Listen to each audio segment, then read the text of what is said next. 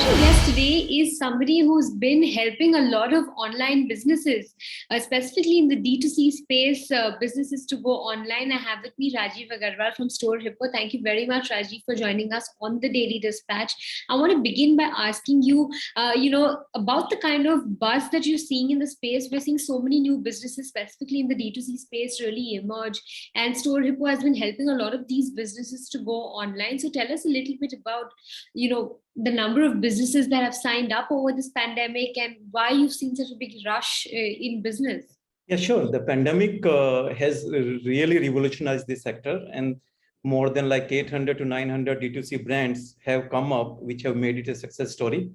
So at StoreHippo, we are not only catering to D2C brands, but we are catering to D2C and the existing brands like who want to implement their D2C as well as B2B presence.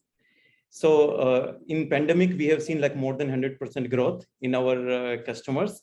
And we have also seen a strategic shift in enterprises from their physical online or offline retail to the online retail. And due to that, there is a focus on not only on D2C, but both D2C and B2B segments. So we provide these brands like complete ecosystem.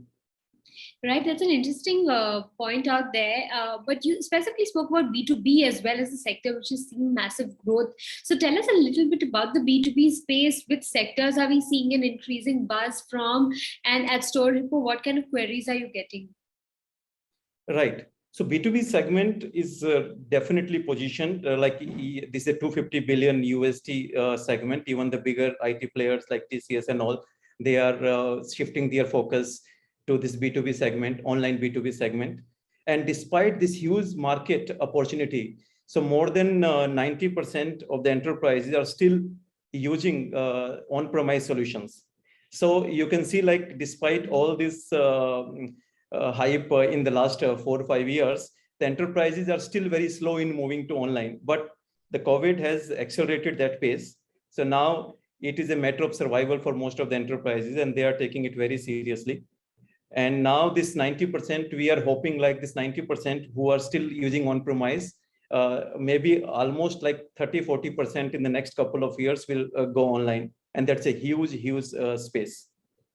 Now, when you look at your platform, a lot of customization can be done by the user itself. So if I'm signing up to create a website on StoreHippo, I also have the access to customize my website and check out the other features as well. But, there are a lot of companies who don't have that kind of strong presence where, they have to customize and create their own website. So how would you cater to that kind of, population out there? Yeah, the customization are like very important design goal when we started building our platform. See, earlier, before we started or before we launched StoreHippo, so there were traditional e-commerce platforms.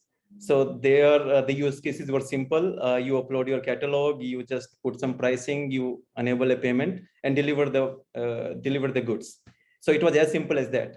But recently, the business models have changed drastically. So we have seen like new business models coming up. We have seen new companies, the D2C companies coming in sectors like agri-tech, edutech, and health tech. So all these have like different requirements. So one standard e-commerce platform or traditional e-commerce platform cannot fulfill their needs. So the platform need to be flexible to cater to that those requirements which are specific to these business models. And StoreHippo so far have been able to achieve that very positively. And we can proudly say like we are the most customizable e-commerce platform in that respect. Right. What are the new products and features that you're planning to add onto the platform? Yeah, so there are a lot of, and our product roadmap. So we have a huge list of product roadmap, which is actually driven by our customers. The more requirements they come up with, the more features we are able to add. So if you look at the D2C, so we are adding like more features in terms of giving them more visibility into their businesses by adding like more reporting tools, by adding more tools through which they can analyze their marketing activities and they can boost their marketing activities to the next level, because that is very important.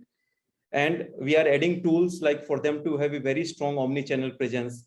So it could be across desktop, social media, commerce, and also on mobile and PWAs and all. Right, interesting. Will you be looking at some sort of funding considering the kind of aggressive features and expansion plans that you have? So we are not looking aggressively for funding. So instead, like we are working with our strategic partners to expand the footprint and leverage the momentum. Right. I also want to understand in terms of targets that you have in terms of customers, how many customers do you have right now on the platform, and what kind of targets do you have at the end of FY22? Yeah, so going forward in the next, so we have close to 1,000 customers right now, and we are planning to see this growing by at least like 200 to 300% year on year in the next 2 to 3 months. And in terms of revenue, what kind of revenue roadmap are you working with? Also, profitability also becomes a question when you look at this kind of business model. So give us some updates on revenue as well as profitability. Yeah, so the difference between a B2C business model and our business model is that like it is very good, healthy margin model. So we are profitable starting from last year. So there is no pressure in terms of like raising funds to sustain and to grow. So that is automatically happening. And what about revenue? What kind of revenue targets do you have? So revenue, again, like see the number of customers will automatically increase our revenue targets. So the 200 to 300% growth in the customer base will translate to even higher revenue, like it will lead to 300 to 400%. So because our average revenue per customer is going to increase as we focus more on enterprise and B2B. So in fact, our average revenue per customer has increased in the pandemic, like by almost 80%. All right. On that note, Mr. Aggarwal, thank you very much for joining us on the Daily Dispatch. It's been a pleasure speaking with you. Thanks so much for your time.